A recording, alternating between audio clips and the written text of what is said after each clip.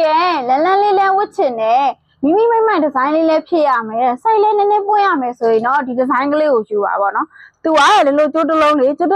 မှလေအရန်ကိုမိမိုက်တယ်ဆိုတာဘာလို့ပြောလဲဆိုနောက်မှာဒီလိုကျိုးရှက်ကလေးလဲပါတယ်ဒါလေးတွေကဆိုရင်အသေးလေးတွေပေါ့ကျိုးရှက်ကလေးလဲပါတယ်သူကဆိုရင်ရေငါ44ထီကိုရတယ်ပေါ့နော်အထက်ကလေးတွေနဲ့အရန်ကိုချစ်စရာကောင်းပြီးတော့ cute type centimeter ဒီဇိုင်းကလေးပါပေါ့နော်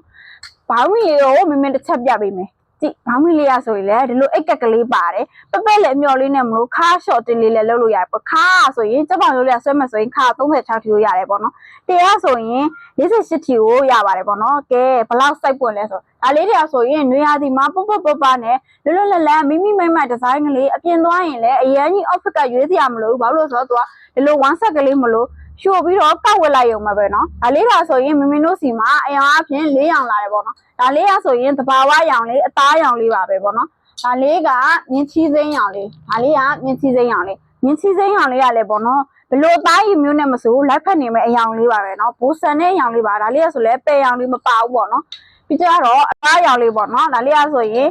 အဖြူလဲရမ်းမကြသလိုအသားရောင်လေးပါပဲဒါလေးကဆိုလဲအရန်ကိုမိမိုက်တဲ့ဒီဇိုင်းလေးပေါ့နော်ဒီဇိုင်းလန်းလေးတွေကိုမှကြိုက်တယ်ဆိုရင်ဒါလေးကိုယူပါပေါ့နော်ဒါလေးကဆိုရင်အညိုလေးကိုမှလေဘလို့အညိုလေးလဲဆိုတော့အရန်ကိုချစ်စရာကောင်းတဲ့အညိုလေးဒါလေးဆိုလေအပြင်မှာဆိုအရောင်လေးကဆိုးပြီးတော့လေအရန်ကိုလိုက်ဖက်တာလေဒါလေးတွေဆိုရင်လည်းမင်းတို့စီမှာအများကြီးမရှိတာမလို့မြန်လာခဲ့ဖို့ဖိတ်ခေါ်လိုက်တယ်နော်တဲ့လေးတို့